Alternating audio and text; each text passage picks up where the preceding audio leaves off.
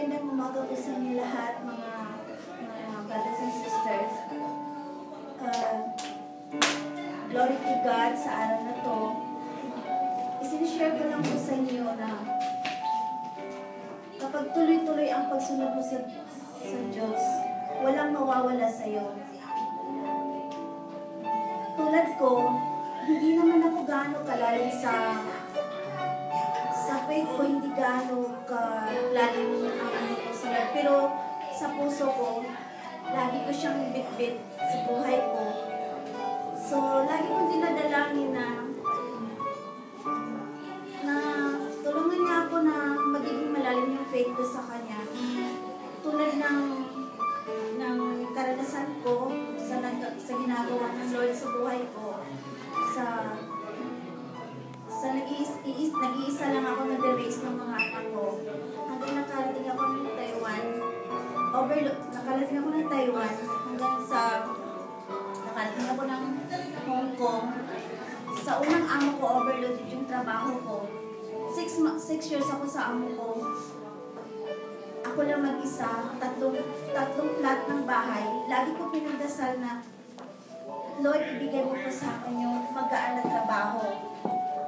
Hindi ako huminto sa paghiling, hindi ako nawala ng pag-asa, hanggang sa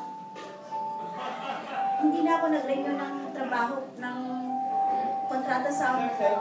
Hindi ako naghanap ng trabaho, lumapit sa akin yung trabaho sa isang Brazilian na bachelor.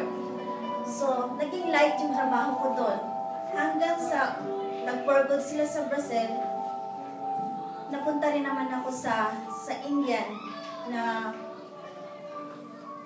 amo na ilang beses ko siyang binabaliwala, pero laking pasalamat ko sa Diyos dahil sa pag-ignore ko sa Kanya pa rin ako nabagsak.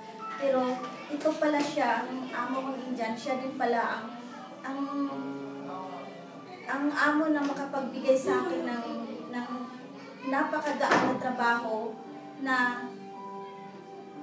parang ako na yung nagmamanage sa lahat. Basta lang siya nagta-travel. Naging pasalamat ko sa Diyos na hindi niya ako pinabayaan, dinirinig niya yung mga kahilingan ko. At pangalawang patutuo ko yung nandito na ako sa Dubai. Naging pasalamat ko na kahit man off-ano na ako sa pag-ano sa church, pagdalo, pero lagi ko ako nanalangin na yung mga anak ko na gusto kong makarating dito, sa tulong ng Diyos, sa tulong ng mga brothers and sisters, nakarating din yung anak ko. Within 1 month, nakapasok siya ng trabaho. At ito ngayon, nandito na siya. Dahil, ang sabi ko kay Lord, dalangin ko, dalhin mo yung anak ko dito. Gusto ko po siyang mag-serve sa'yo.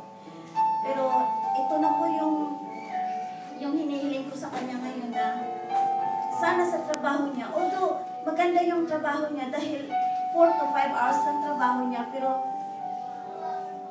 malaking pasalamat namin doon. Kaso lang, hindi maganda yung naging resulta dahil nalulog siya sa yung computer, sa game. So, hindi ko gusto yun dahil nawala na siya ng init sa Panginoon. So, lagi ko dinadalangin, hindi ko tinitigil yun. Hanggang itong lately lang, na nanonotice ko na 1 week na siyang nag-hold sa trabaho. At laki kong pasalamat na dinidinig niya yung mga simpleng bagay na simpleng hinihingi ko. So, maraming salamat talaga sa Diyos na kahit man may pagkukulang, may paulit-ulit na pagkakamali, nandyan pa rin siya at nagpapatuloy na nagmamahal sa atin. Mga kapatid, huwag po kayong mawala ng pag-asa na hindi naman kung ano man yung pinibigay kung ano man yung mga hinihiling nyo sa Diyos, huwag kayong mawala ng pag-asa. Tuloy-tuloy lang po yung pagdasal nyo. Walang by surprise si Lord na magbibigay sa inyo. Merong maaga, merong matagal. Pero huwag lang kayong patuloy lang yung faith nyo, yung paniniwala nyo, yung pagmamahal nyo sa Kanya. Nandyan lang siya. Dahil gusto lang niya na kung yung mga trials na pinagdaanan natin, dahil gusto lang niya makita kung saan na tayo sa faith natin sa Kanya. So, maraming salamat talaga sa Lord na lahat tayo, mahal niya tayo. Ginagabay niya tayo lahat sa lahat ng mga mga desire natin sa puso natin. Ibibigay talaga niya at the right time. So mga kapatid, huwag po kayong mawala ng pag-asa. Patuloy lang po kayong magmahal, kumalimot, magpapatawad sa Panginoon. Sa lahat, sa Diyos ang paborin, pagsasalamat. Maraming salamat.